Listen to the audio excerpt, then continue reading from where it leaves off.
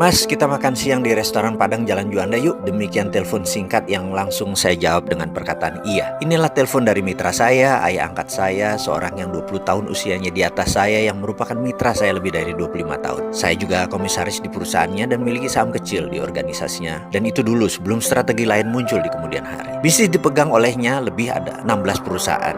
Dan saya respect sekali dengan beliau, seorang asli Bali. Beliau adalah ayah angkat saya. Singkat cerita, hari itu kami makan berdua di restoran Padang favorit kami. Dia bercerita sambil makan bahwa 3 bulan ini kami harus pinjam sana sini untuk menutup overhead perusahaan. Saat itu kami memiliki 600 lebih pegawai dengan beban usaha biaya rutin lainnya kurang lebih 1 bulan 5 miliar ongkos yang kami butuhkan. Sudah 3 bulan ini kita pinjam sana sini, demikian dia berkata. Berat dan benar deh, sudah 25 tahun lebih kita berbisnis, kita tidak pernah telat bayar gaji. Dia memulai monolognya dengan nada serius. Kemudian dia berkata, kita ini para direksi dan pemilik harus gulung koming setiap saat, cari cara untuk menghidupkan perusahaan. Dan untuk itu pegawai kita tidak perlu tahu masalah. Namun kali ini berat sekali. Lalu dia menatap saya. Ada saran nggak, Mas? Demikian dia berkata kepada saya yang lagi mengunyah makanan. Saya pun menjawab demikian. B, gini deh. Bagaimana kalau kita siapkan paket shake hand, golden shake hand kalau perlu. Kita adakan juga program pensiun dini. Kita minta mereka beberapa orang yang ingin pensiun dini, kita pensiunkan. Dan beberapa orang yang tidak perform, kita pecat. Kalau perlu, orang-orang yang mungkin lagi tidak kita butuhkan, kita rumahkan tanpa gaji. Bagaimana baik kira-kira? Mendengar suara saya tersebut, wajahnya berubah. Dia menghentikan makannya. Matanya menatap saya dan suaranya menegang. Kamu sombong, Mardi. Nggak ada rumus pecat karyawan itu. Nggak ada yang namanya dirumahkan.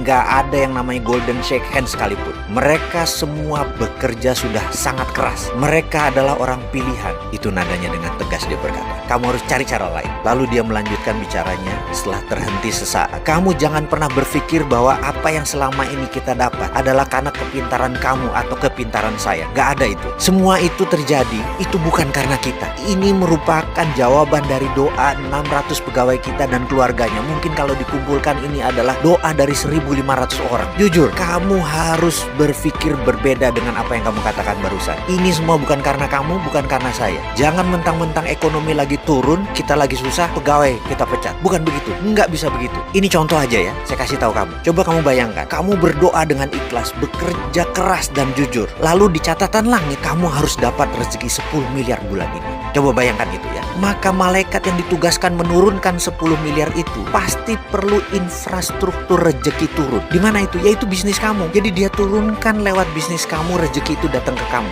Begitu juga doa 1.500-an anggota keluarga karyawan kita. Begitu mereka harus dapat rezeki, di langit mereka tercatat mereka harus dapat rezeki. Maka malaikat itu kan menurunkan melalui perusahaan kita. Itulah yang membuat perusahaan kita berdiri lebih dari 25 tahun. Jadi itu bukan karena kepintaran kamu, bukan karena jabatan kamu, bukan karena saya. Kita ini hanya penyambung jalannya rezeki. Usaha kita itu adalah infrastruktur keluarga pegawai kita untuk rezeki itu turun ke mereka. Faham kamu? Jangan sombong kalau berpikir. Jangan mentang-mentang kamu pemilik. Cabut kata-kata kamu itu. Cari kata-kata lain, cari cara lain. Saya terdiam.